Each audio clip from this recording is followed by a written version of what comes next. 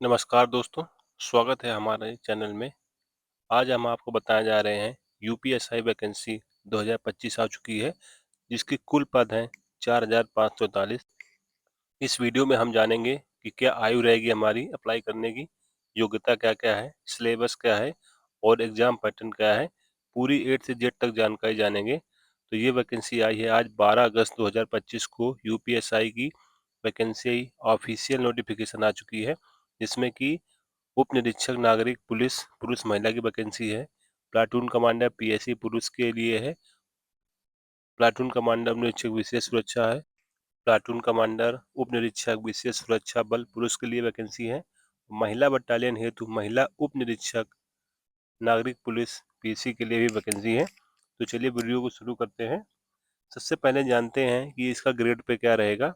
इसका grade pay 9300 से लेके 34,800 तक रहेगा।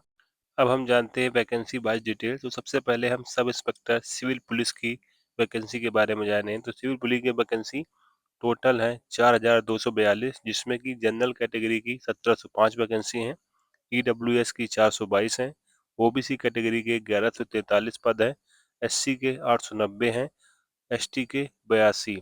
टोटल पद हैं 4,242। अब हम जानेंगे प्लाटून कमांडर पीएससी के बारे में। जनरल के हैं 56 पद, ईडब्ल्यूएस के हैं 13, अन्य पिछड़ा वर्ग के हैं 36, अनुसूचित जाति के हैं 28 और अनुसूचित जनजाति के हैं 2 पद। तो कुल मिला के 135 पद इसमें भरे जाएंगे। अब हम जानते हैं प्लाटून कमांडर उप निरीक्षक विशेष सुरक्षा बल के पदों के बारे में। जनरल के हैं 25 पद, ईडब्ल्यूएस के हैं 6, ओबीसी के हैं 16, अनुसूचित जाति की हैं 12, अनुसूचित जनजाति की है 1। कुल 60 पद हैं इसमें। और महिला बटालियन हेतु 106 वैकेंसी भरी जाएंगी। अब हम जानते हैं इसका मोड कैसा रहेगा, ऑनलाइन एप्लीकेशन डेट कब से चालू होगी। इसका फॉर्म जो स्टार्ट होने वाला है 12 अगस्त 2025, यानी आज से स्टार्ट हो गया है। फॉर्म की लास्ट डेट कब रहेगी, 11 सितंबर 2025 तक आप इसको अप्लाई कर सकते हैं। लेकिन इसमें एक शर्त है, अभ्यर्थी को ऑनलाइन करने से पूर्व ओटीआर यानी वन टाइम रजिस्ट्रेशन करना अनिवार्य हो गया है, जो कि चालू हो गया है। आप इसको कर सकते हैं। आवेदन शुल्क कितना रहेगा इस वैकेंसी के लिए, आइए अब हम जानते हैं। तो आवेदन शुल्क रहेगा जनरल, ईडब्ल्यूएस, ओबीसी के लिए 5 रुपये आपको पेमेंट करने पड़ेंगे। वहीं बात करें एससी एसटी की, तो आपको 400 रुपये देने पड़ेंगे इस फॉर्म के लिए। अब हम जानते हैं एलिजिबिलिटी क्राइटेरिया क्या है, ग्रेजुएट होना चाहिए कम से कम। अगला जानेंगे हम एज रिलैक्सेशन किसको कितना मिलेगा, वो जानते हैं। तो सबसे पहले बात करें कि जनरल श्रेणी की, तो 21 से 28 उम्र होती है, लेकिन इसमें 3 साल की छूट मिलेगी, ये आपको ध्यान देना है। बात करते हैं अनुसूचित जाति की, तो इसमें 5 वर्ष की छूट मिलती है, तो आपको एक्स्ट्रा 3 साल की छूट मिलेगी। टोटल 8 वर्ष की छूट मिलेगी।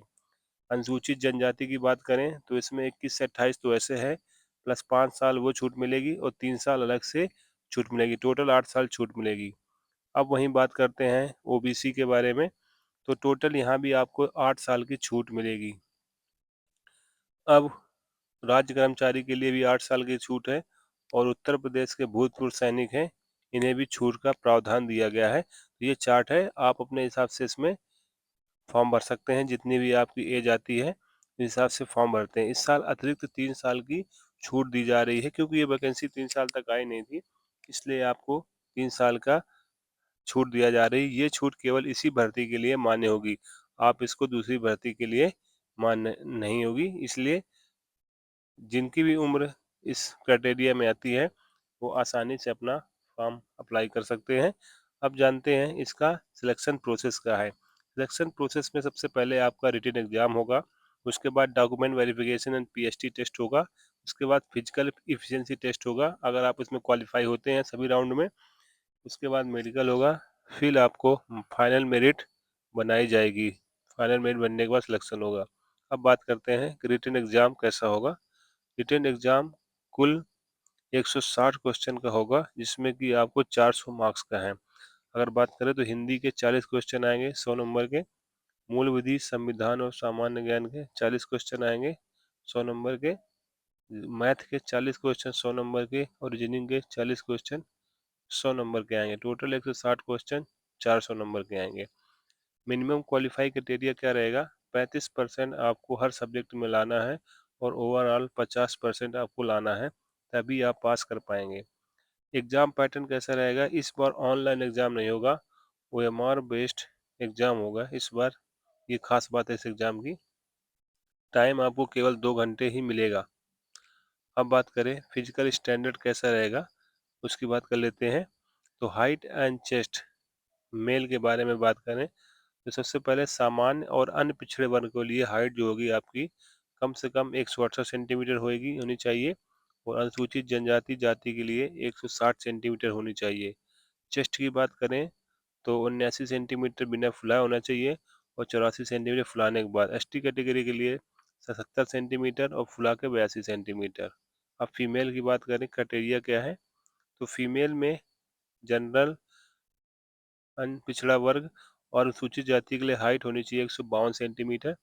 वही अनुसूचित जनजाति की महिला के लिए हाइट होनी चाहिए 147 सेंटीमीटर। और लेकिन महिलाओं का चेस्ट नहीं होगा, लेकिन मिनिमम वजन 40 किलोग्राम होना चाहिए।